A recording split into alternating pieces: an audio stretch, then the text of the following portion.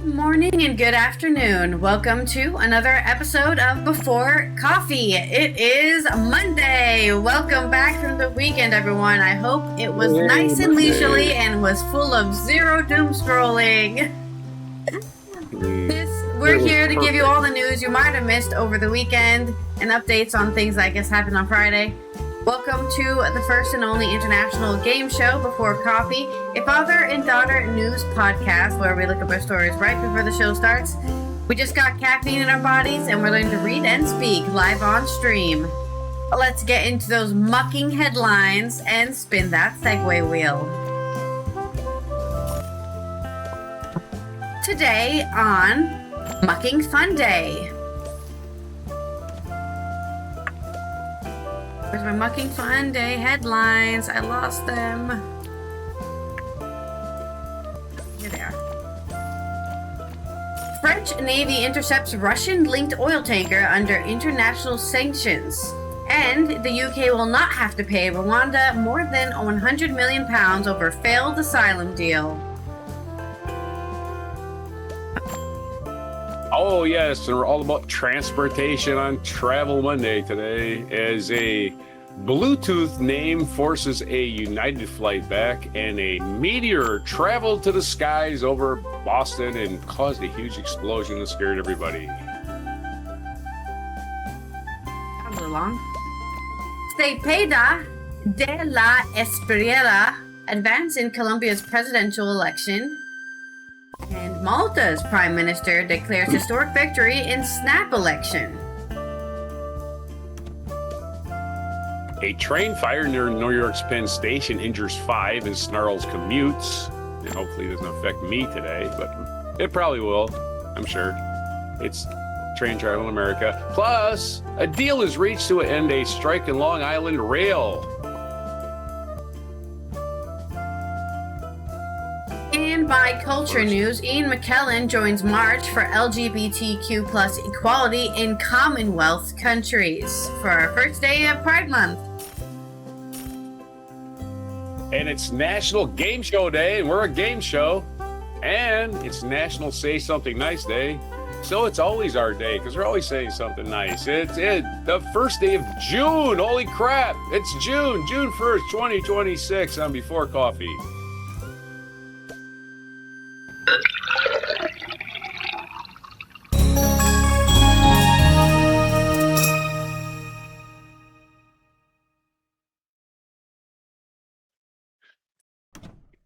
Say something nice, spread the kindness.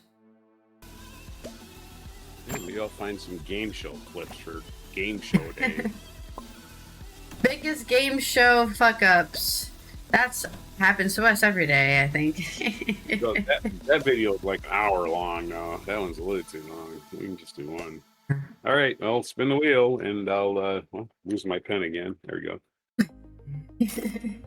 Learn to write. Spinning the wheel. The wheel of misfortune.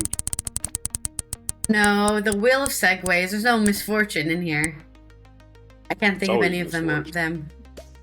No, I don't think any of them are misfortunate. The same spin twice in a row. It's misfortune. I don't think. I suppose. Our first segue is alliteration. Oh boy. I'm going to talk about my first stories, which are coming out of France and the UK. The first one is about an intercepted Russian-linked oil tanker that is currently boarded. It's been boarded by the French Navy. This is from John Leicester on AP News. Coming out of Paris, the French Navy, with support from the United Kingdom, has intercepted an oil tanker under international sanctions that was traveling from Russia, the most recent effort by nations that support Ukraine to target Russian oil exports, helping to finance dictator Vladimir Putin's war. French President Emmanuel Macron announced the interception in a post today, June 1st, on Twitter, saying the Tagore was boarded on yesterday, the 31st of May, in the Atlantic. The post included a video showing a person rappelling from a helicopter onto a ship. It is the latest in a series of French naval interceptions of tankers suspected of links to Russia.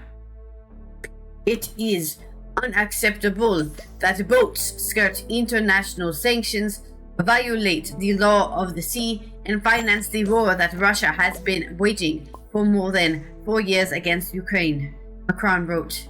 These ships that don't respect the most elementary rules of maritime navigation are also a threat to the environment and everyone's security.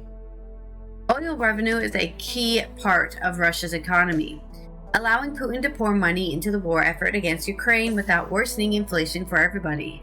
For everyday people, and avoiding a currency collapse. Russia is believed to be using a fleet of hundreds of ships to evade international sanctions imposed over the war. France and other countries have vowed to crack down on the sanction-busting so-called shadow fleet. French maritime authorities said the tanker was intercepted more than 400 nautical miles west of France in international waters in the Atlantic. It was traveling from the northwestern Russian port of Murmansk, according to authorities' statement. It said that the tanker is suspected of operating under a false flag, and that the French Navy is now escorting it to an anchorage for more checks. Tankers previously intercepted by France include the Dana, boarded in the Mediterranean Sea in March, and the tanker, the Grinch, intercepted in the Mediterranean in January, was released in February after paying a multi-million euro penalty for breaking sanctions. So that's why they even care.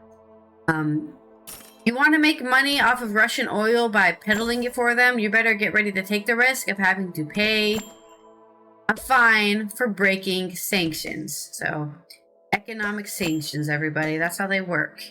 And unfortunately, it is the current diplomatic end to the war that the EU is participating in. Sanctions and supporting Ukraine because they don't want to escalate the war into more of a world war. This is the best they can do right now for what they want, anyways. You got an alliteration for me? Yeah, I'm looking for another word for French, but I can't think of one.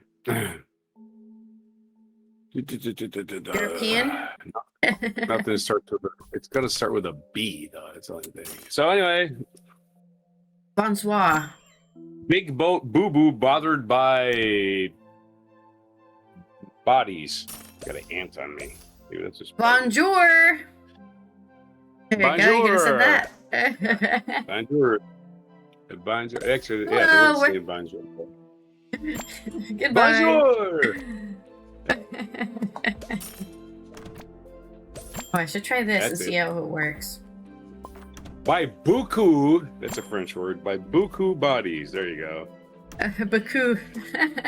Beaucoup. Very many. Very many. Merci beaucoup. Cool. I wanted to try this. Oh, I guess you can't hear it, but that's... Big boat, boo-boo bothered by beaucoup bodies. Beaucoup, I think, is B-O-C-O-P. Mercy, yeah. Beaucoup. Here we go, let me try this. Next story. There we go. Oh, ew. Okay, I need to turn that off. I don't want bits alerts going off every time they go off. Alright, our next story. I had a good start with Big Boat Boo-Boo. Big Boat Boo-Boo. Yeah, you did. Big boat Boo-Boo is a pretty good start. Simplest words I can use, you know? Damn it. Sorry.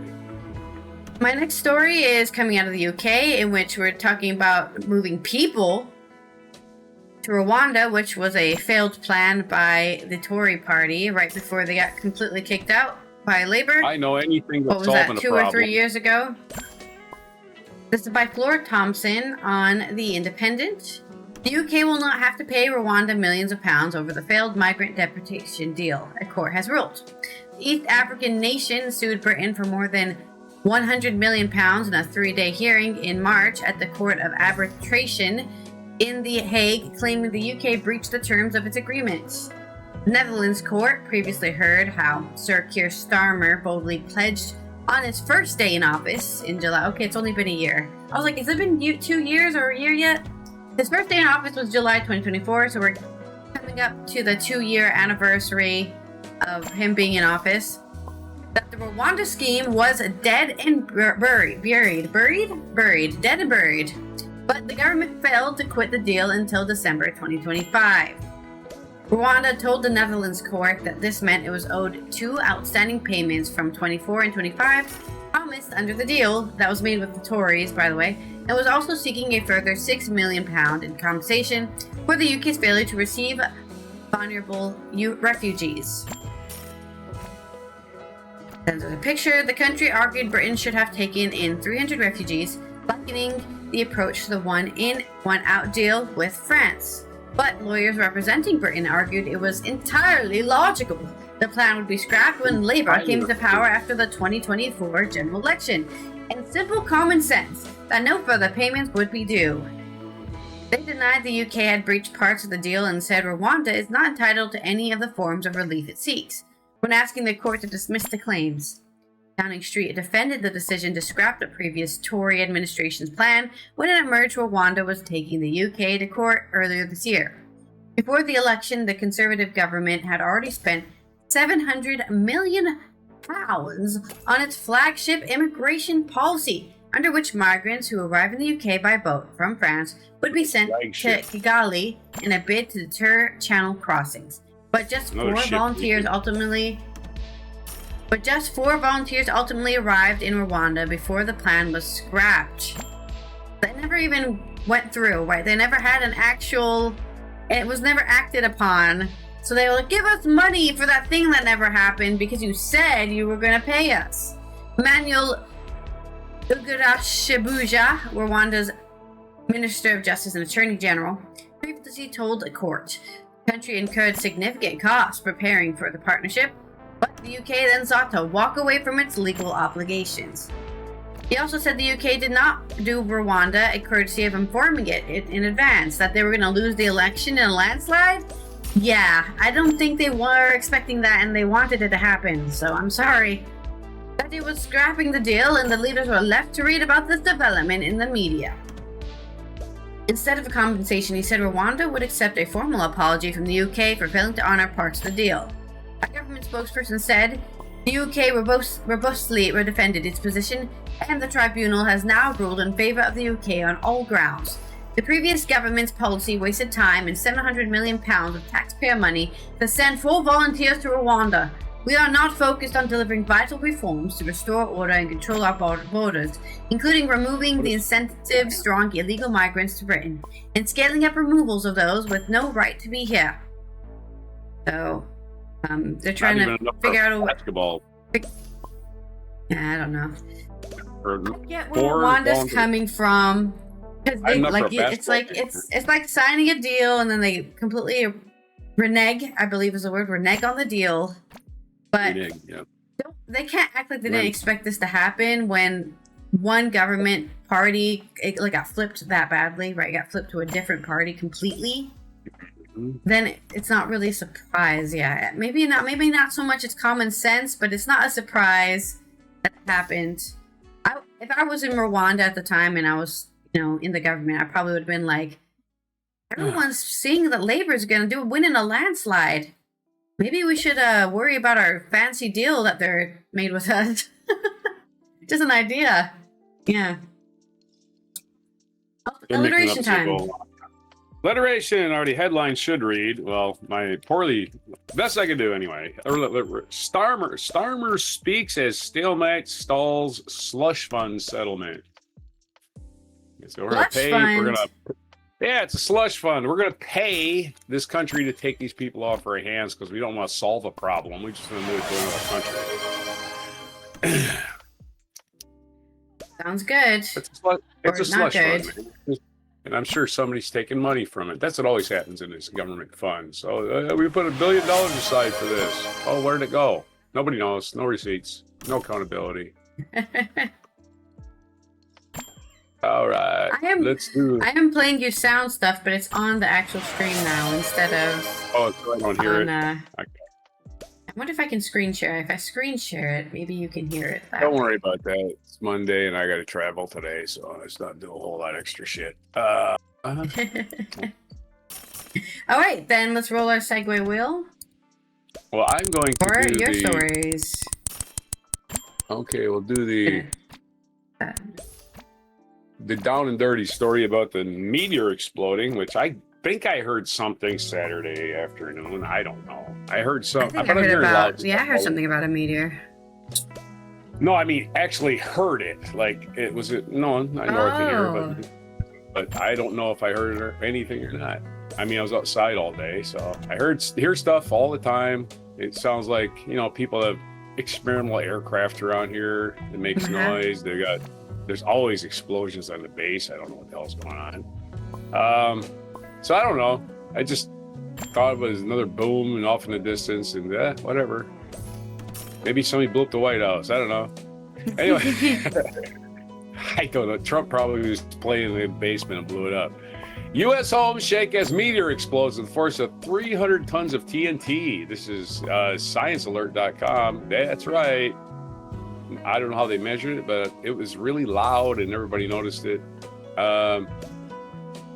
It was caught in a satellite image. There's a satellite image of the explosion, so there's no doubt about this was. And the freaking satellite image shows it like over Newfoundland or something. It's way up there. It isn't over land, no. It's out at the tip of, I think that's Massachusetts. That's a close look, Massachusetts. I got you. All right. Never mind. A meteor crashing towards Earth exploded over the northeastern United States on Saturday, NASA said, setting off booms that echoed over the region with a blast equivalent of 300 tons of TNT. I love how we're expected to know what that means, don't you? I just love that. Yeah, I'm always blowing up TNT myself. Yeah, I have no idea what one. Yeah, I imagine 1 ton of TNT would be a big boom boom, but I have no concept what 300 tons would be, or even 300 pounds, or 300 ounces for that matter. So 300, 200, 100, 500, you can throw any number up there you want. Doesn't matter to me. It was a lot of boom boom. The fireball broke up over the northeastern Massachusetts and southeastern New Hampshire. That's specific at 2:06 p.m.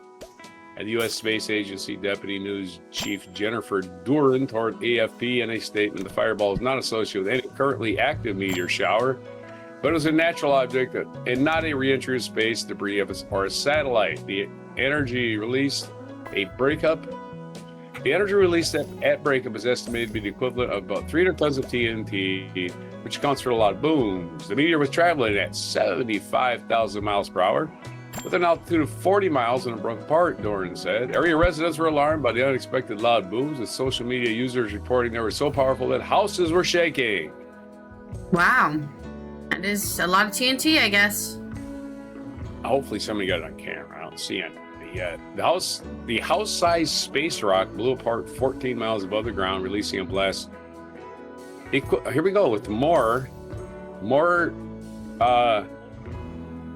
weird statistics that I don't understand. Now they're saying releasing a blast equivalent of 440,000 tons of TNT. What happened to 300 tons? What the hell? Which one is it? I don't know. The explosion blew out windows over 200 square miles, including injuring more than 1,600 people, mostly due to broken glass. 1,600 people were injured by flying glass. So that's a big boom boom. That I think that's a lot of glass. Not really sure. I can't say for sure whether I heard it or not. That's your quick no story. Glass, down luckily. Let's have I'm sorry. A glassy segue.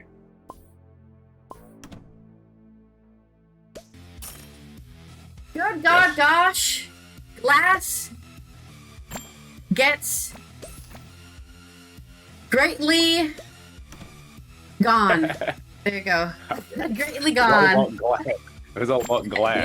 Yeah. All of a sudden. Well, story about meteors. It turns to a story about glass. Got it. All right. No problem. The glass is gone. Like the glass got gone. And more goofy news. We're getting ahead of the curve on goofy news today. Aerotime.aero. That's right. Aerotime.aero. Bluetooth name forces United flight back. This Stephen Pope. A United Airlines flight from Newark to Spain returned to Newark Liberty International Airport in New Jersey, United States on May 30th, 2026, after the name of a Bluetooth device on board triggered a security concern. United Flight 236 departed Newark at about 1800 local time for Palma de Mallorca, Spain, and landed back at Newark at about 3.5 hours later with a bunch of pissed off passengers. According to the Port Authority of New York, New Jersey, the Boeing 767 had 190 pissed off passengers and 12 crew members whose day was completely ruined. Air traffic control audio indicated that the issue involved the name of a discoverable Bluetooth device on the aircraft. In a recording, a controller said the passenger had a Bluetooth device with a certain four-letter word in this device name, requiring security personnel to inspect the aircraft, including the cargo area. Flight tracking data showed the aircraft turning around while over the Atlantic, several hundred miles from EWR, which is the FCC abbreviation for Newark Airport. I don't know why it's EWR. They don't know how to spell Newark. They use 3 letters in the word Newark. I have no idea what they base that on. You don't have to know. It doesn't matter. Yeah. It's on your luggage tag, though, when you get there. It's, EWR. What the hell is that? Egypt? Where are we going? And using the 7700 emergency squawk code. All right. So they were using the 770 emergency squawk, 770 hertz, 7.7 kilohertz. Squawk code that the planes put out and go, squawk, squawk, we need an emergency landing, we might have a bomb, and everybody freaks out. Passengers posting online, and the crew repeatedly instructed passengers to turn off Bluetooth device during the flight. One passenger said the crew told the cabin that 2 Bluetooth devices remain active after multiple announcements. The crew turned the aircraft back after communicating with the United Operations Center in Chicago. After flight return to Newark, passengers evacuated the aircraft, and then they excavated something. They dug a hole. The aircraft via air stairs, while Port Authority police searched it. Passengers went through TSA, Customs and Border Protection screening before boarding replacement aircraft to the new crew. And the new crew, I'm going to Spain. Nope, I'm not going to Spain. I'm being in Newark all weekend. Yay, Newark. Boy. Anyway, replacement flight departed early on May 31st and later arrived at Palma de Mallorca. Palma de Mallorca.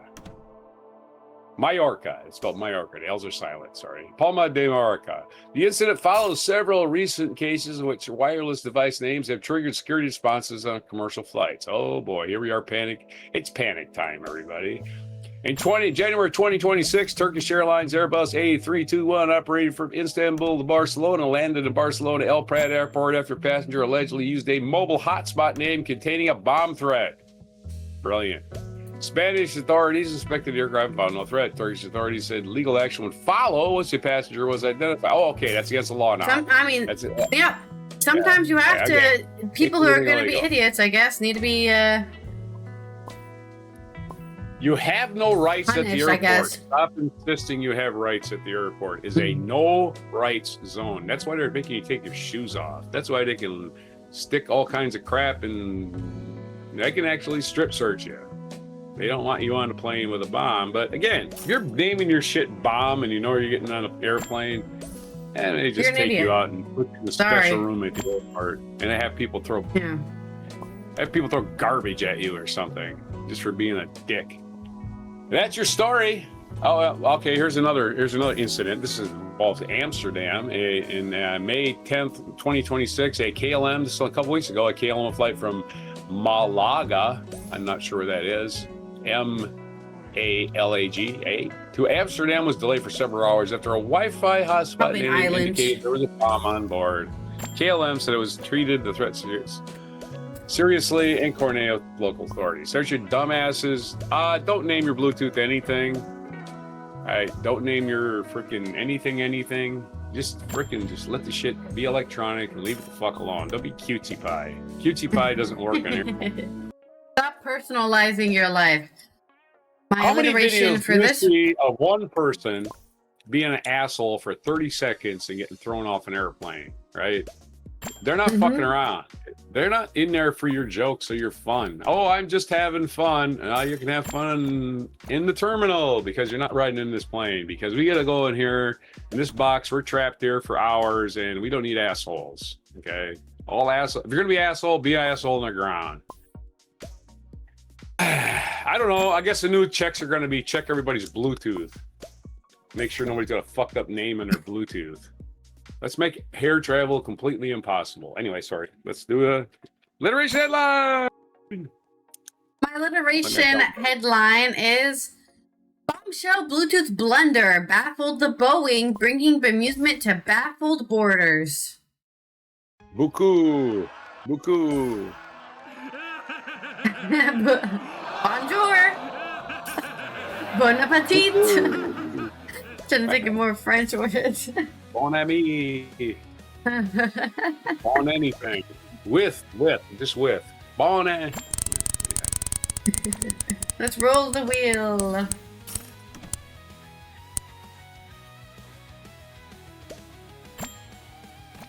Bon voyage. It is a pun. Hooray. Good voyage. Bad pun. My next stories.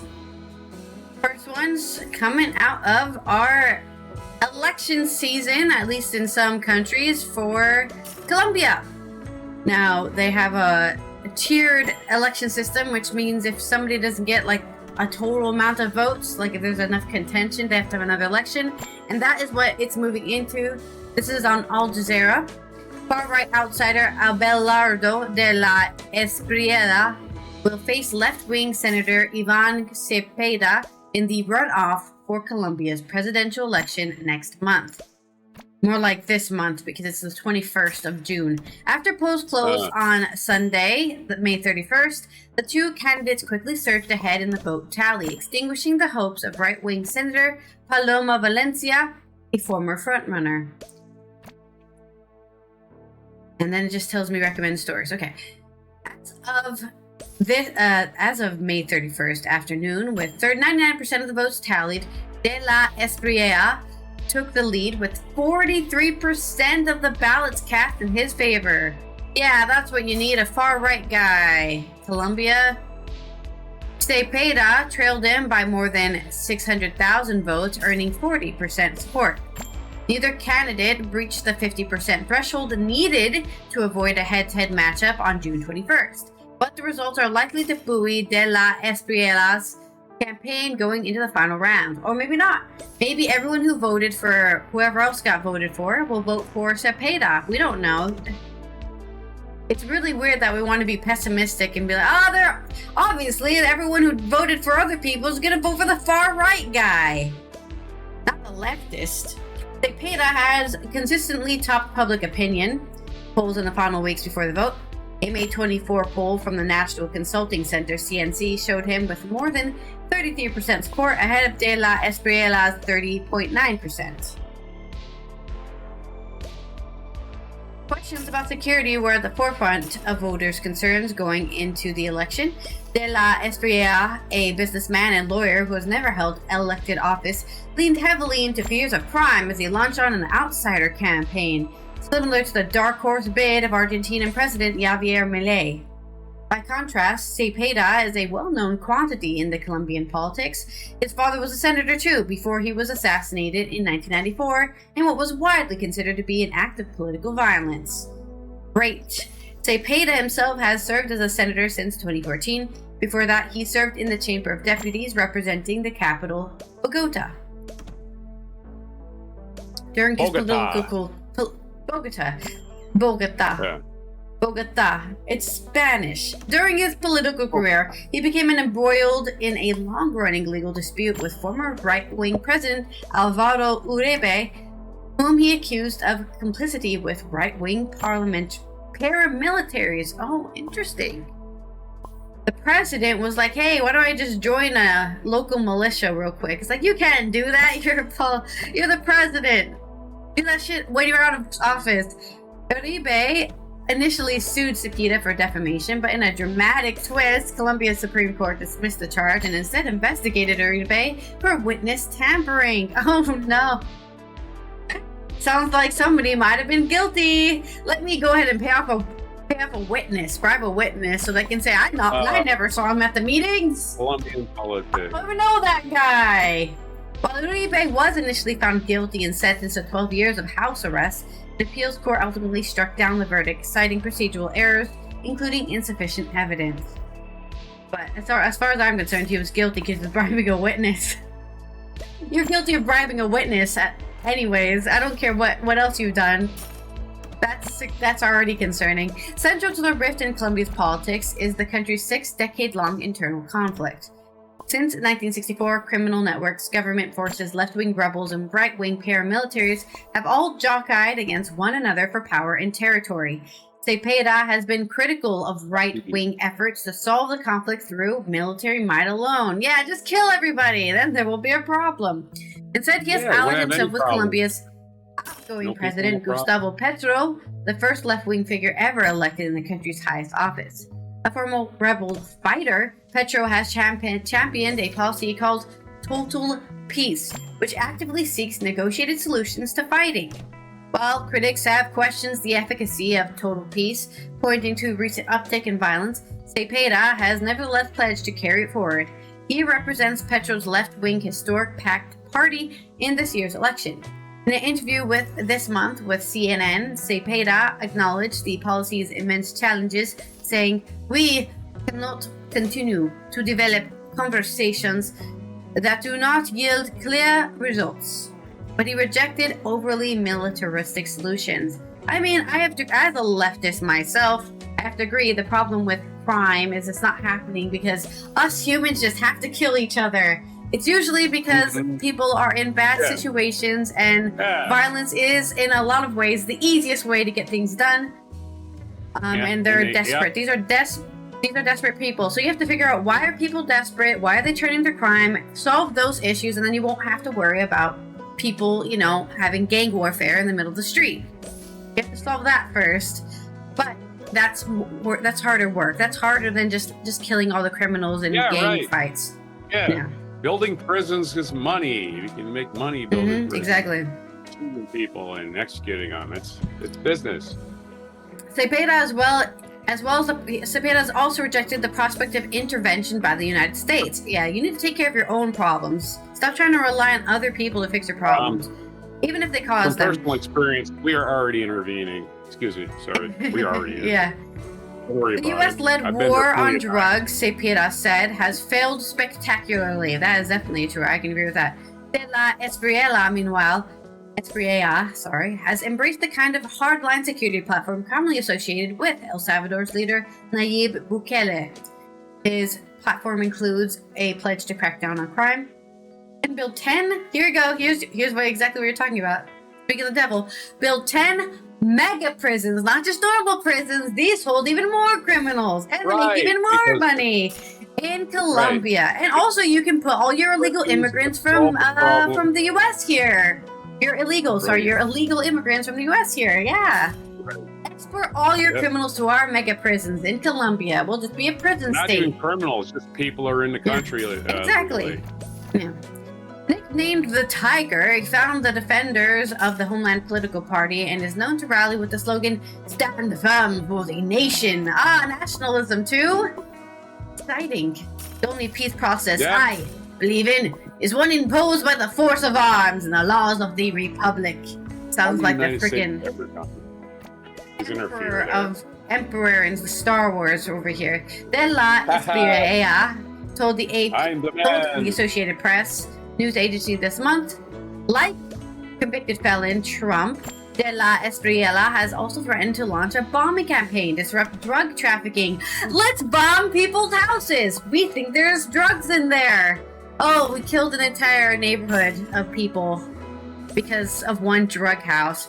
Killing suspects by downing planes and shooting boats. But such campaigns have been widely denounced as a form of extrajudicial killing. just a little one. Just a tiny bit of extrajudicial killing. Oh no, somebody's using a drug somewhere. Somebody's selling drugs somewhere. Let's kill everyone in the neighborhood. Effectively denies suspects the chance of defending themselves in court of law. Yeah. So, I think we can all agree dropping a bomb on your house because you're selling cocaine is not a normal reaction. More than 23.6 million Colombians voted in the 31st of May's election, though there was a high number of blank or nullified ballots. Early estimates, with 99% of ballots tallied, indicate that 245,342 voting sheets were nulled. Another 406,830 were left blank. The second round is likely to be an uphill battle in Cepeda. Colombia's right wing is expected to consolidate behind De Aspriella in the second round. What about the left or the center? Are they going to consolidate behind Cepeda? I hope so. Otherwise, your neighborhood's next on the mega prison / bombing run. It sounds like. In the 31st of May's count, there were more than 10.3 million ballots were cast for De La Espriella, compared with the roughly 9.7 million for Cepeda. The victory for the right would continue a regional trend in Latin America.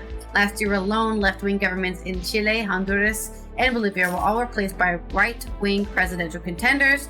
De La Espriella signaled his optimism about the second round in social media posts as the results rolled in. "We are going to defeat tyranny and absolutism by becoming it." No, he didn't say that. And De La Espriella wrote, "We have advanced to the runoff thanks to the more than 10 million Colombians who answered the roar. 21 days will make history." Politicians are boring. They're so classic. The far right people were saying, we're going to defeat tyranny because we're going to become tyranny. That's always what they're trying to sell to you. Politicians are boring, man. They're such full of shit, boring people. They just make these stupid claims. And just, you know, they're not real. And who believes these nonsensical claims? Anyway, my thing is about Colombia. My pun. This is a pun. They're, again, reacting to a problem instead of trying to solve it. There's no solution in locking people up. The real solution to the problem is poverty. People have nothing to do. They have no real economy, right? Their economy is based on what? Drugs. There you go. That's why they're into it. They can make money that way. And so instead of solving the problem, my metaphor and my pun is, they are putting the Cartagena before the horse. Cartagena is a coastal city in Colombia known for pirates and cholera. And the walled city. You have a walled city with a lot of carts. So they used to have horse-drawn carriages, but I was just reading them upon they banned horse-drawn carriages in Cartagena last year. They did. Cruelty to animals. They stopped being cruel to animals. Carriage. Wow. They banned horse-drawn carriages in Cartagena because of cruelty to animals, but they'll still, just bomb houses because somebody might have some cocaine. Whatever. Can't be cruel to horses. Because I don't know what they're doing with all those horses now. Put them up the pasture? I don't know. I mean, horse-drawn carriages are banned in the United States. They're not banned in other countries. They're banned in Cartagena, Colombia. Yeah, interesting. That place where I have another story. Oh boy. This one will be shorter, way shorter. Because it's just a little update, because I did not talk about this on Friday, or I didn't even know what was happening, because, you miss stuff. Malta also had a snap election, so this isn't like a primary election. It's just like, hey, let's make sure that people still like us. This is from Sebastian Starcevic on Politico. Abela called a snap election in April, 4 years into his 5-year term, amid fears the war in Iran and the ensuing economic shock could erode support for his government. Just making sure you still want me to lead you, Alex Borg, leader of the opposition Nationalist Party, appeared to concede defeat on the 31st of May, saying the outcome was not the result we wanted, but it's a very clear message. Abela's victory was widely expected, with polling ahead of Saturday's vote, the 30th of May, showing his Labour Party on top. Still, the Labour Party's majority appeared to be considerably smaller than the last victory in 22, with around 18,000 votes separating the government from the opposition. Though to be fair, right, it was a snap election. I do think there are people out there who don't really take snap elections very seriously. Especially if they think that the person in power is probably going to keep staying in power, so they don't even vote. They're like, I like how it is now. The election was fiercely fought and drew some surprise interventions from Brussels, with Malta's EU Commissioner Glenn McAuliffe, who was Abela's chief of staff, controversially endorsing the Prime Minister the campaign space. Why was it controversial? Interesting. And European Parliament President Roberta Metsola appearing at the campaign stops alongside Borg. I guess it was controversial because people who are currently in a higher tier of government were supporting him. I guess they were like supporting local elections, but they were like, yeah. That's literally the story. I told you it was very short. So the guy who's already ruling with the Labour Party in Malta is continuing to rule for at least another year because it's a 5-year term. So Malta is unaffected, or politically unaffected by the Iran and global crises around the world. Good for them. Well, hopefully they get everything straightened out by Malta. I don't think they need any straightening out. Sounds like they're fine. Get everything straightened out by the autumn. That way the Maltese fall can be nice. That's my pun. Sorry. Maltese Falcon. You never heard of that term? I'm sorry. No, I know what it is. I was waiting. I wasn't anywhere near the soundboard because I was. Okay, sorry. Yes, Maltese. Maltese Falcon. Wait, here we go. Where's the Maltese? Hopefully, this whole thing is settled by the autumn, so the Maltese fall can be nice. Okay,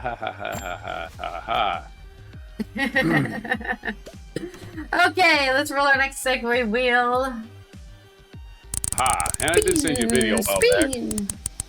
Let me open YouTube. Yeah, we'll talk about the longer story first. I'll cut it down. There can't be too much news in this. I don't know why it's so 7 minutes long, but I'll cut it down. What did you spend? I'm waiting for it to tell me, but it didn't tell me. Oh, bad? No, it can't be a bad pun. That was the one we just had. It rolled, but it did not tell me what the result was, and I wasn't paying attention. I'll have to roll it again. So. And this time I'll just look at the wheel when it rolls. Mixed metaphor. Oh no! Now it tells me limerick. I'll do a limerick. Limerick was the previous one that it just told me now what it was. What it rolled. All right. A limerick. Unfortunately, I got two stories, so maybe two limericks. AP News has a story. Philip Marcello, Kathy McCormack. Deal reached to end strike on Long Island. The Long Island Rail, the most busiest commuter rail service in America. Negotiations on Monday reached a deal to end the strike that stalled service Long Island. The busiest commuter service rail system in America. I already said that. New York Governor Kathy Hochul said the deal won't increase fares or taxes or will give employees fair wages. What were you paying them before? Unfair wages, apparently. She said she's not at liberty to disclose the specific details while the new contract terms are considered and voted on by union members. Negotiations are rarely easy, but I have a lot of respect for the collective bargaining process that unfolded the last few days, she said. The deal comes after Metropolitan Transportation Authority, MTA, and leaders of the 5 labor unions started bargaining for a new contract. The unions went on strike at 12:01 a.m. Saturday, stalling service for roughly 250,000 commuters who use the rail system that connects New York City to its eastern suburbs every weekday. Of course, Saturday is not a weekday, so I don't know how many people that affected. I'm sure there's people work on Saturday. Like, the city that never sleeps, right? You work on Saturday. Robert Free, LIRR's president, said the system's major commuter lines will begin running trains by noon Tuesday with a full service, all branches the afternoon rush hour. Time to get back to work, he said. Well, it really wasn't a strike. It was basically 2 days, Kevin Sexton, the vice president of the Brotherhood of Locomotive Engineers and Trainmen, said the unions believe this is a fair deal, but he wouldn't disclose any specifics. We're looking forward to our members getting back to work. The unions, representing about half of the train system's workforce, had demanded raises and said they needed help to help workers keep up with inflation and rising living costs. The MTA argued that the union's initial demands would lead to fare increases. They always say that. We can't pay you a living wage. What about the customers? We'll go into business. We'll have to raise rates. And I'm like, God. Can people just have a living wage without people complaining about it? You know what? The people at the top should take a pay cut if you can't fucking afford to pay workers. Yeah, I think if inflation is destroying everything, you should just let your company die, and then the government can start panicking because all the companies are going bankrupt, and then they're like, oh, we have no anything because everyone's going bankrupt. I don't know. This is not a company though. This is a government. This is the state government, the MTA. The MTA argued that the union's initial demands would lead to fare increases, but what I can say, fare increases are great. I don't mind the fare increases. I'm still not having to park in New York City in Manhattan where there's no parking unless you want to pay $16 an hour. I'm not exaggerating. It's probably more than that. Greg Bringman, chair of the Rider Advocacy Group, Long Island Railroad Commuter Council, said he'd reserve judgment until he sees more details about the deal and how it might impact future fare hikes. So there's your quick and down and dirty on the... that was too quick down and dirty. Okay, I'll keep going. We can do more. Yeah. There's a lot. I read a limerick, remember? There's a lot of... I don't read every quote. They quote, I remember this guy and he said this, and he interviewed this guy and he said the same exact thing. I don't read those. I just skip it. During the morning commute, more than 2,000, ridership lighter, but impact still felt. Ridership was lighter than expected on the free but limited shuttle buses the MTA provided from a handful of locations on Long Island to New York City subway stations. During the morning commute, more than 2,000 people took advantage of the shuttle service. The agency said it had prepared for about 1,300 riders. Haley Kessler, a 24-year-old speech therapist, had expected her usual 1-hour commute home from public school in New York City borough of Queens to double in length because of the strike, and instead it tripled. And rather than just one LRRR train, she took 2 trains and then a shuttle bus. I am tired. I am ready for a nap, Kessler says. She stepped off the bus at the Hicksville. I live in Hicksville. Oh boy, you chose to live in Hicksville. Can we rename the town? If you live in Hicksville, people think you're hick, don't they? Especially, you got a Long Island accent and you live in Hicksville. Doesn't That's mix. Hilarious. That's called that in general. Where she parked her car. She parked her car. She has a car. She has to drive to the bus station. At the she drives to the rail station, but catch a bus there instead of a train because they're on strike. Not thrilled about having to do it again tomorrow. The first impacts of the walkover were felt over the weekend as baseball fans had to find other ways to get to Citi Field as Queens to see New York Mets to take on crosstown rivals New York Yankees. That's perfectly timed strike, quite frankly. Piss off the sports fans. Those are the people that are just like, oh my God, I'm mildly inconvenienced for 12 minutes. My life is meaningless. Those people. So yeah. The Jerry Seinfelds of the world. I'm gonna be late to work. You should have left work an hour early. I don't know. Yeah, can't handle the slightest thing in their life. The slightest thing out of place puts them through the fucking panic. Hope you got a limerick by now. I'm done stretching the story. Yes, I do. Actually, I made it into 2 because of what I wanted to say. Here's my political stance on the MTA. Here's my political stance on the MTA. All right, let's go there and political Even though I don't live there. In the city where subways once flew, MTA cries, we need more than a few. Fare dodgers they will as they chase down their trail, while the billionaires' pockets stay blue. Still got subways. It isn't like the subways were even affected. It was the commuter trains. Anyway, sorry. Wow, it's almost like this is a poem. They plead for a fare that's not steep, but the rich just continue to reap. So let's try a twist. With no fares on the list and raise the taxes, let's give them a beep. Oh, we can't afford to pay everybody. Tax all the billionaires. Then you can pay everyone and everyone get enough money, and then you can also probably improve the subway. Exactly. All those rich people in New York who aren't even living in their penthouses, right? Just put that straight into the MTA. That's what I say. Another thing they need to do is put a cap on parking garages in New York City. That's the mayor. Why? How can you get away with charging $16 an hour? Why are you parking in New York City? Just stop. Yeah. Well, it's ridiculously punitive. I mean, I got a car. I had the nerve to bring a car to New York City. Oh my God, the audacity. Now let me see if I can park it somewhere. Oh wait, I can't unless I take out a small business loan. All right, next story for a limerick, and this one's shorter, so hopefully, well, I guess I could stretch it out. Train fire. Speaking of trains, speaking of New York, Train fire near New York's Penn Station injures 5 and snarls commutes. So no sooner do they solve a dang strike than they have to get everything delayed. But this was 2 days ago anyway. 3 days ago, May 29th, a fire in Amtrak maintenance train near New York's Penn Station injured 5 people and disrupted service for many commuters Friday morning, authorities said. The fire resulted in train delays in New Jersey Transit, Amtrak Transit New York, and briefly suspended Long Island Railroad service, which was not running anyway this Saturday. Perfect time to go strike. Anyway, Amtrak said the fire happened around 1:25 a.m. just outside the Hudson River train tunnel that run from Penn Station to Manhattan, New Jersey. The fire prompted a temporary suspension of all rail service in New York and New Jersey because of smoke fire conditions, the National Rail Company said. So apparently the strike in New York ended last weekend, not this previous weekend, so I'm a little bit behind. So it would have been May it would have ended. So that would have been last Saturday. So again, I'm grabbing stories because the news headlines that they give you are all Trump did this, Trump did that, Trump did this, Trump did that. And I'm like, I don't care what Trump did. I don't care. I'm not reporting on him. He doesn't do anything for me. It doesn't make people watch our show. Everybody wants to watch Trump is watching other shows. Okay. So I get stories a little bit older sometimes. Amtrak said the fire happened around 1:25 a.m. just outside the Hudson River train lines that run from Penn Station to Manhattan to New Jersey. The fire prompted a temporary suspension of all rail service between New York and New Jersey because of the smoke and fire conditions, the National Passenger Rail Company said.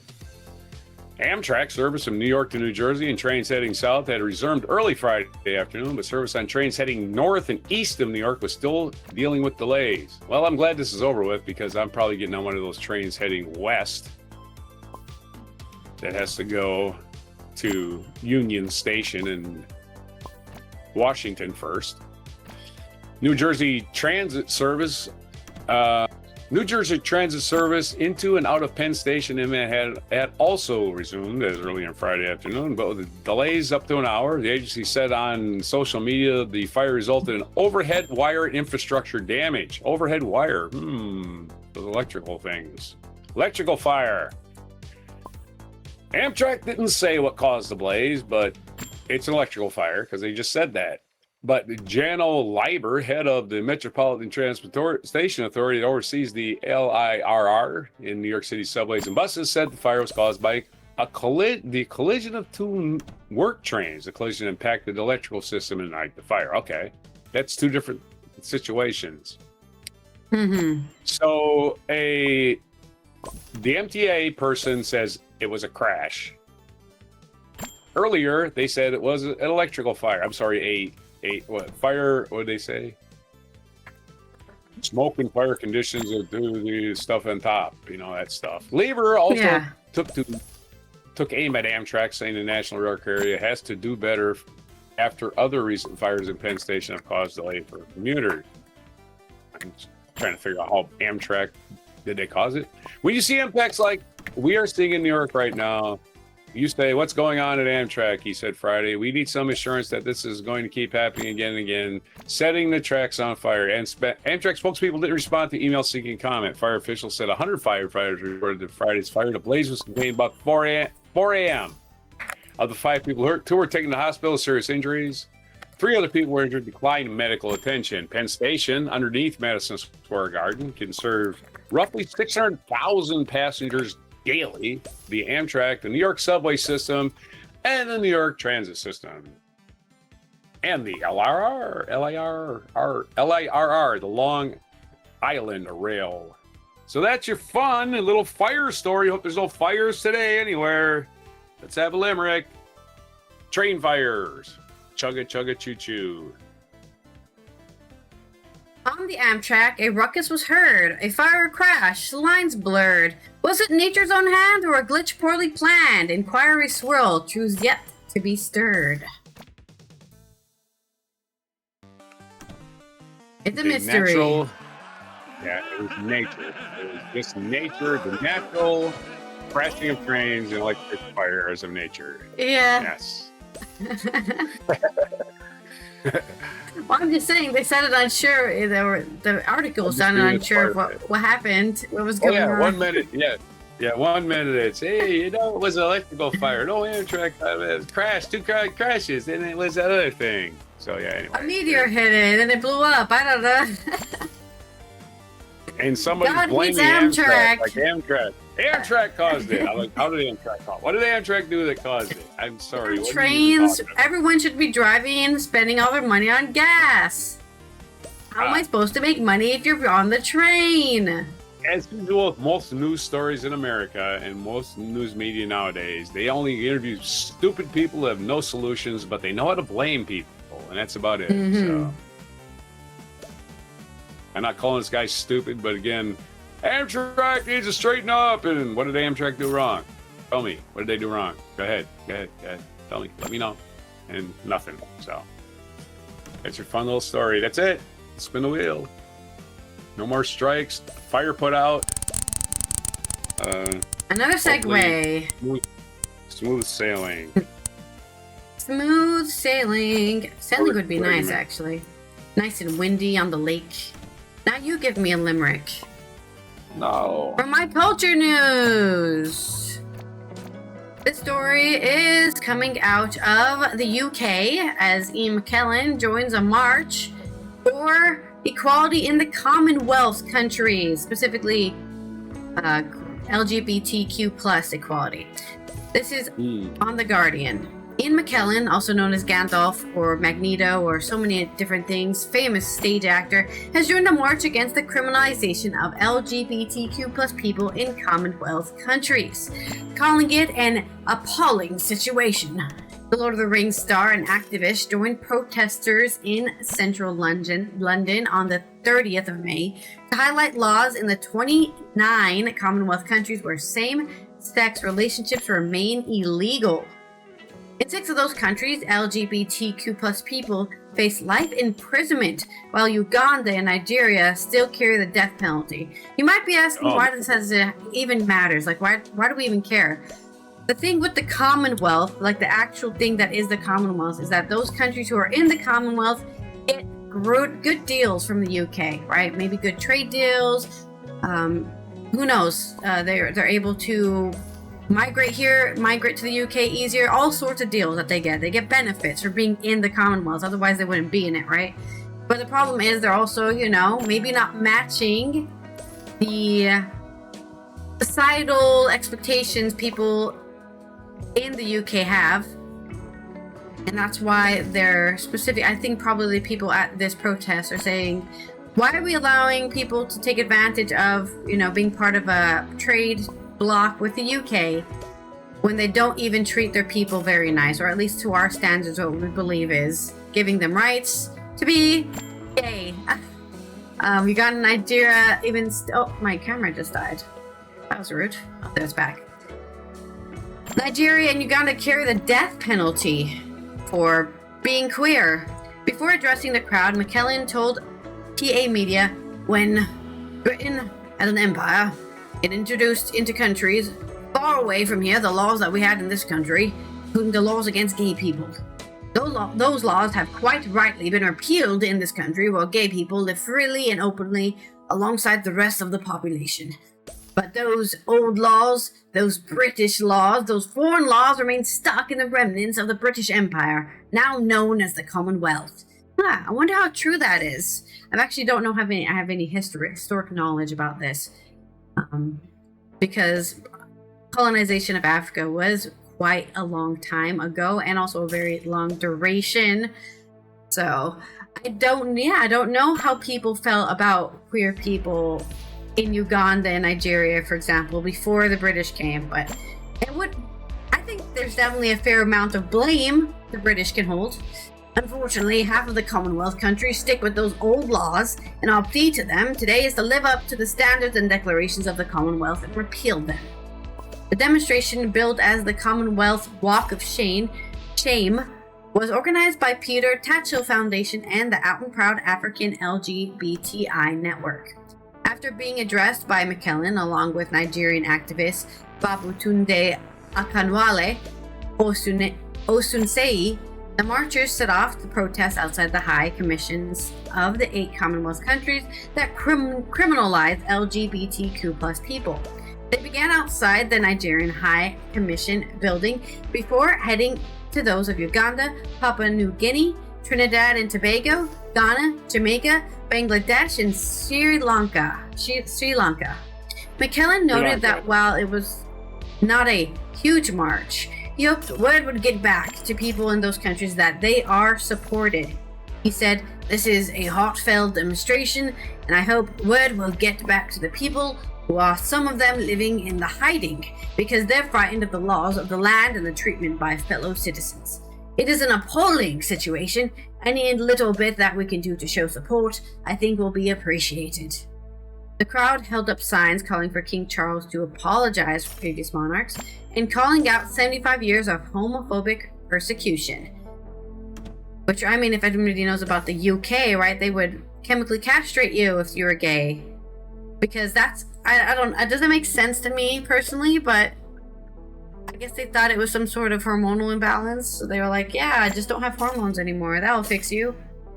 The Lord of the Rings star told the crowd that this demonstration was not about hatred, but about a love of justice and a love of equality. He said that much of the anti-LGBTQ plus hatred seen across Africa and Asia was exported there by cruel colonial laws. That's what he hoped the demonstration would achieve, along with show of support. McKellen pointed to the lack of discussion about the issue. That's true. Nobody ever talks about this.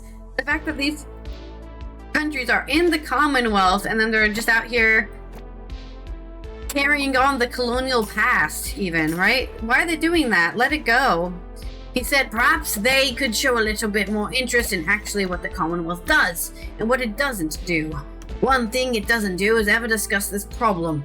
It's never on the agenda, and perhaps events like this will just nudge politicians into talking about something which is of such concern. And that's why he was there, because he's a big name, so he can put a bigger spotlight on it. This is what celebrities should do. I hate this idea, right, that celebrities aren't allowed to be political or have opinions. Just entertain me. I mean, this happens to streamers too, right? The only people that say that are the right wing, and they only say that about the left wings. Leftist ideas, yeah. The right wing can be political they want. Mm-hmm. Exactly. I'm allowed to hate immigrants because I'm a right-leaner. Mm-hmm. You can't love immigrants. But either way, McKellen out here showing support for people who probably don't get enough of it. Sounds like, yeah, I definitely never thought about this at all. You know, these people are part of an economic, cultural exchange in the Commonwealth, right? They agreed to stay in it. And then they are just out there not updating their laws, I would say, not updating them at all. Do you have a limerick? Yes, I do. Yes, I do. Nice. This is your limerick. The wizard from Lord of the Rings has something to say about some things. Queer rights are human rights. African countries need to raise their sights. And disinfection, and the disinfection that sunlight brings. There you go. Because you can come out of the closet. You don't have to hide who you are. Yeah. Oh, I'm queer. I got to be beaten to death. I'm not like you. Yeah, course, no, thank you. Beat other people to death are awful, awful people. So those are people that should be locked up. Beating at somebody to death for any reason. What's wrong with you? You're a defective human for beating people. By the way, political opinions. There was a controversy this last week about the starting I'm sorry, I don't even know if he's even the starting quarterback for the New York Giants. I forgot his name, Jackson Dart or something like that. Anyway, he was endorsing Trump. He made a big speech endorsing Trump and divided the team, divided the locker room. Like his teammates are like, "Why are you doing this? You're the quarterback. You're trying to piss off all the black players on the team. That's pretty fucking smart. Go endorse a racist for us." And of course, the right wingers in this country said, "Well, you know, Colin Kaepernick, blah blah blah blah blah. You'll defend Colin Kaepernick." And I'm like, you know, Colin Kaepernick divided the locker room. That's actually kind of what happened, right? That's kind of why nobody wanted to sign him. And it wasn't the same thing. He didn't make any speeches. He didn't say a damn word. In fact, the controversy he just kneeled down during Yeah, didn't do anything. kneeling, he just kneeled down. He didn't say anything. Didn't say a word. Yeah. Didn't give a speech. Didn't give an interview. Just kneeled down. That's all he did. Nothing else. And everyone what did blew everybody up. do? They freaked the fuck out. Like, this is dividing the locker room. No, you're dividing the locker room by calling attention to it. But this guy on purpose divided the locker room. Anyway, so right wingers can have opinions, left wingers can't. That's America. Reminds me of the first time I didn't stand up for the Pledge of Allegiance, right? Just ignore it. Oh, yeah. You don't have to, the teacher didn't have to go, hey, why are you standing up? It's like, because I realized I'm not a nationalist and I'm not participating in your propaganda. Sorry. Yes, sorry, this is Nazi Germany. I never said under God. That was the stupidest thing ever. It's never been part of the Pledge of Allegiance, under God. They just threw it in there. Yeah. I think Americans especially need to sit down with themselves and think for a second. If they think any other country in the world, any other country in the world makes children sit down and repeat a phrase of patriotism or nationalism. North Korea, all kinds of great example of great example of a country. That's my point. That's my point. North Korea. We're like, oh boy, worship the flag. Like we got to worship the flag, right? But have you seen these? Not to bring up Trump, but these Trump phones, these refurbished garbage phones that he's sending to people. They have American flag. No, he's not sending them. What are you talking about? That's the joke about them. No, people are receiving these cheap shit phones that you get $100. Yeah. Because I saw a story about it where somebody was like, they took my money and they're never giving me a phone. And then in the contract, it specifically said, just because you gave us money does not mean we actually have to give you anything. Yeah, exactly. That's pretty funny. They're stupid. First, they can't read, and they can't read. And that's why they follow Trump. They were smart. They went and followed Trump. Plus, they have a little American flag decal on there. The American flag is 11 stripes, not 13. So it's not even an American flag. I'm not even sure what country it's for. The stars are supposed to be 13. It's not an American flag. It's some other fucking country. It's like, why? So you can just get away with misrepresenting our nation's flag and expect me to respect the flag that you're flying that isn't even the flag of the United States. This is so absurd. A flag of the United States has 13 white stripes, 13 red stripes, a blue field, and 50 stars. If it don't have that, it's not an American flag. It's just some bullshit somebody threw up. That's the end of that. Diatribe! Yeah. Sorry, let's do this day in history. Our next segue is... What was it? Tell a joke. I'll tell you a joke about this day in history. A yoke. We got yokes. It's our last segment. Yeah, done by 7:45 maybe. This day in history, June 1st. Conan O'Brien. Wow. I seen him yesterday giving a commencement speech at Harvard. I wasn't going to play that. Wait too long. This day in 1794, the first great naval engagement of the French Revolutionary War, the Battle of the 1st of June, appropriately named, was fought between England and France in the Atlantic Ocean. In the Atlantic Ocean. They were just swimming out there. Right? What's the problem? That's a big damn ocean. Pretty non-specific. They were in the scuba gear. Newfoundland. Where is it? Africa? It doesn't say. Just somewhere in the Atlantic. Doesn't say one either. 1907, English aviation engineer and pilot Frank Whittle, who invented the jet engine, was born. You never give enough props to Frank Whittle, the guy who invented the jet engine. Happy birthday to him. He's a Whittle man. It is the 100th birthday of Marilyn Monroe, or Norma Jean Baker, which is she was born. Norma Jean Baker. Norma Jean. Goodbye, Norma Jean. You know, tragic. She could have been alive at least 10 to 20 years ago this whole time. She'd be 100. Yeah. She died 3 months before I was born. So I was never been alive when Marilyn Monroe was alive. I was a fetus. American motion picture star Marilyn Monroe's birthday. She was born in Los Angeles. Never really... I think she died in Los Angeles. 1945, at his speech, Indonesian nationalist leader Sukarno articulated the Pancasila, the five principles that became the founding philosophy of the independent Indonesian state. There you go. 1945 was the year. 1958, following the outbreak of the insurrection of Algiers, Charles de Gaulle came before the French National Assembly as Prime Minister designate. Charles de Gaulle, French hero. Statues of him all over the place. The guy, yep. Military leader. 1968, blind, deaf American Helen Keller died in this day, 1968, in Westport, Connecticut. So she did not say how old she was. But she was alive during my lifetime. She lived long enough, considering, you know. Yeah, she lived long enough to see the movie about her, but she can't see, so she never saw it. 1980, Ted Turner, Cable News Network, headquartered in Atlanta, began 25. CNN started on this day in 1980. CNN, which is turned into a fascist network, trying to bring in the fascism.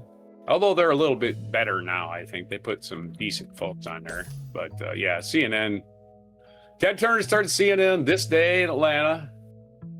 And the channel gained worldwide attention in 1991 for its round-the-clock coverage of Persian Gulf War. Yeah, live bombing, everybody. We got reporters in a hotel going, holy crap, we're in Baghdad getting bombed.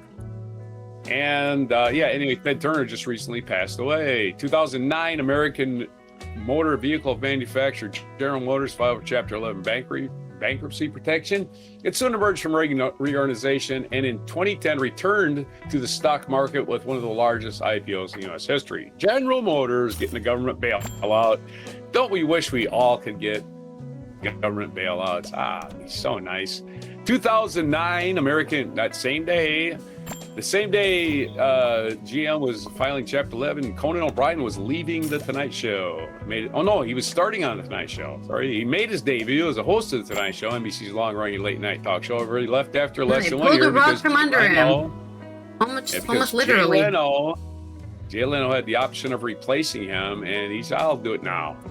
So Jay Leno was a piece of, whatever. Jay Leno's still trying to live. Didn't he left and then came back? That's what it was, right? He left and then he came back. Okay, here's what the deal was, okay?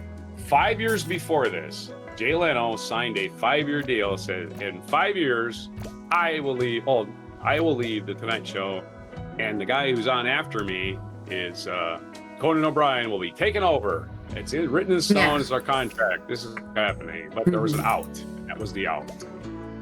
And Jay Leno took it and screwed over Conan O'Brien. Way to go.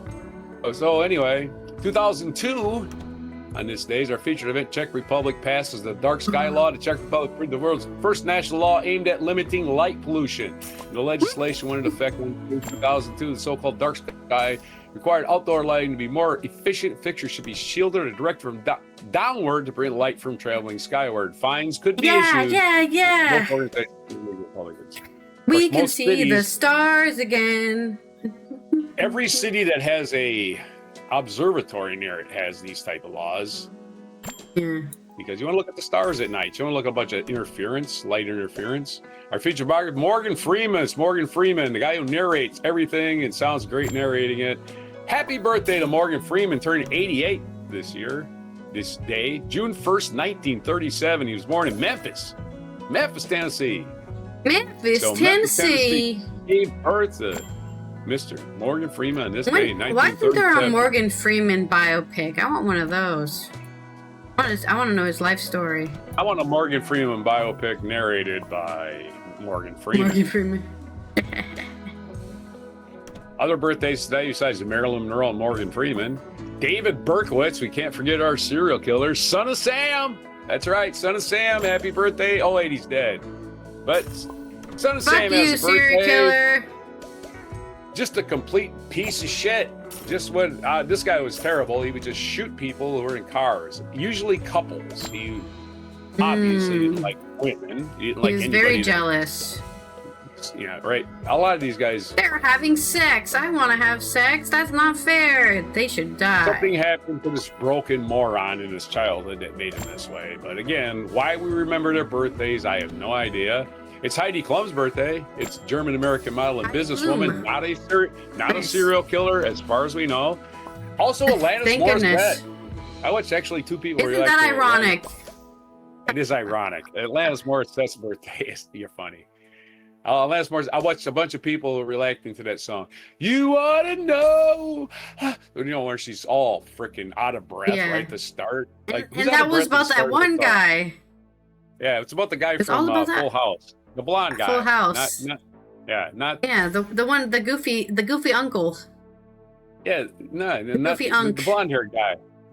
Yeah, the Yeah. guy you would think is like the one is not the Babe Mag. What's the one guy that was a Babe Magnet on there? What was his name? John Stamos. John Stamos, and the other one was the guy from who just recently died, the comedian who did Yeah. American Funniest Home Videos. I can't think of his name. Mhm. Bob. So Bob something. Bob. It's right at my tongue. I'll think of it in a minute. But it was the other guy in Full House. And Alanis Morissette, again, beginning of the song, she's out of breath. Like she's been screaming and crying and yelling and shit. And she's like, you, like that. It's like, holy Christ, man. She's mad right at the beginning of the song. She's going to kill somebody by the end. And she really is mad. Really mad. And the people are like, wow, she's really mad. Anyway, happy birthday, Alanis Morissette, Canadian musician, born in 1974, turned 51. I hope you've calmed down since that song. I really do hope you're a happy, happy person now. Get over that loser. It was never going to last anyway. You know, just hopefully she's happy. I just hope she's happy. Our National Day calendar. Those are all the birthdays. National Day calendar, National Game Show Day, and here we are. It's National Olive Day. I love me some olives, whether ripe or any kind of olive. I haven't found an olive I didn't like, quite frankly. Olives are good. Yeah. National Say Something Nice Day, so I'll say something nice about olives. National Nail Polish Day. It's National Go Barefoot Day. I'm currently barefoot, but I'm not going to be barefoot. Maybe on later Saturday. I kick back on the early. train, take my shoes off, and stinkify everybody's Raw air. dogging on the train, as they say. Well, that would be naked, wouldn't it? No, it's when you take your National- shoes off on an airplane, and that's how we use it now. It's been transformed. There are people raw out there who dogging. actually still put pen to paper and write letters. So it's their day. It's National Pen Pal Day. So maybe get a pen pal. That would be a cool thing to do from the archaic 20th century. Go live back in the 15th century. They were probably sending letters, right? National Heimlich Maneuver Day. So that's been, somebody choking. I think that's performed several times a day all over the world. National Hazelnut Cake Day. I have hazelnut coffee. No hazelnut cake, though. I don't have any hazelnuts. It's also Nutty Coffee recipe today, so it's feature recipe. Also this week... Nutty Coffee. I'll be missing several days this week, perhaps. I'm not sure, but we'll see. National Donut Day is... Donut Day is this week. So I get ahead of the game for some stupid reason. National Donut Day is sometimes this week. National Play Outside... National Cheese Day tomorrow. Those are basically everything else. So those are everything today. Your limericks, your puns, your alliteration headlines, your mispronunciations, and your sad transportation news for Monday, June 1st, 2026 on Before Olives. Olives, so good. Olive. If your name is Olive, it's your day, right? Hey, Olive. Oh, that's true. People are named that. Yeah. I didn't think about that. That's a good point. Oliver Olivia. Right? Oh, my camera died again. Why are you dying? Your name is Oliver Olivia. I believe they're basically the same root name. And that's it, man. That's it for me. Train's in the station. I got to go take a shower. Finish packing. You water have my to. plants. Get on the road. Yes, I do. So anytime you can get going here, the bathroom is calling me too. So. Okay, well, I'm trying to, but you keep saying words. You keep saying words, and I don't know when I'm allowed to talk. Okay. Bohemia just announced its plans to secede from the Czech Republic. Is this the real life? Good joke about Czechia. Oh, no. Czechia. I had to go there. More jokes? I want Morgan Freeman to narrate a highlight reel of my life. But I heard the silent movies don't do well in today's market. Because there's no highlights. There's no highlights. Oh, no. No. I love the movie. I love the movie where Will Ferrell plays a character in a book. and Emma Thompson is narrating his life, and he doesn't know he's a character in a book. I love that movie. It's so funny. She's a writer. What was the name? Okay. Yeah, it's really good. Will Ferrell plays this ordinary guy, and she's just this writer, and she's just trying to write normal his life. Stuff. Yeah, he's trying to write his life, and he has no control over his own life. He doesn't even know it. She's writing his life, and she, anyway, it's an interesting concept. Good movie. I forget the name of it, but there it is. 2 olives are sitting on a table. Olive number 1 rolls to the end of the table and falls off. Olive 2 says, "Hey, are you okay down there?" Olive 1 says, "I'm a little bit sore, but alive." Oh, and where's my soundboard? Alive. Yeah. It's more of a text-based pun. Alive. There you go. I'm alive. Yeah, it's a bit of, you have to read it. It's funnier if you see it. But there's your jokes. All right, let's have us whatever. Got jokes. Oh, all right. Well, that's all my jokes. I got no more jokes. Okay. I got nothing at all, so I'm just sitting here. There also is an international day today. We have Global Day of Parents. Hey, you're one of those. Congratulations, yes, you did it. You raised multiple children to 18 years old, and then they went out into the world. 43 years rest of your life. Yeah. 40, yeah. So let's actually see what the UN has to say about it. The UN says, appreciate all parents throughout the world. Since the 1980s, the important role of the family has increasingly come to the attention of the international community. I'm sorry it wasn't at attention to begin with. All families, parents, and caregivers play a central role in child well-being development, so let's offer them love, care, provision, and protection, and appreciate them for all they do, whether they be adoptive or biological. This has been Allison here from the Netherlands, Roger from the East Coast of the U.S. as we start our first week of June. Yes, and we will not see you tomorrow unless I just do the show by myself. That's also an option. Yeah. Maybe I'll send you a video. I'll just make a video somewhere and send it to you. Maybe, I don't know. If you see any articles that you want me to cover for your good news, I can just do 8 stories of good news all by myself. If you want. I'll watch it later. But we'll see you when we see you. Don't forget to subscribe to the Before Coffee Podcast channel and the Before Coffee Podcast on YouTube and Twitch, same name on both platforms. And turn on those notification bells so you know when we go live and post a video. Take care of yourselves out there, and if you're traveling, stay safe.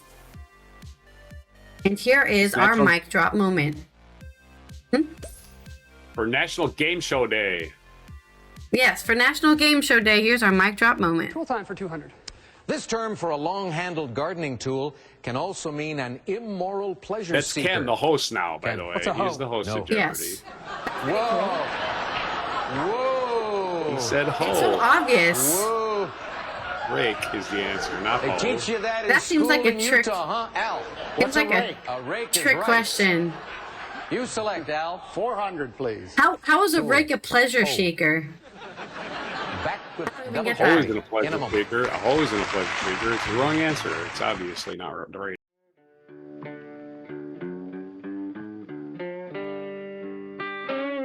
Be sure to hit the like, subscribe, and notify buttons, and follow our other channels, Toxic Alley, History of Gravy, and Scratchy Old Records.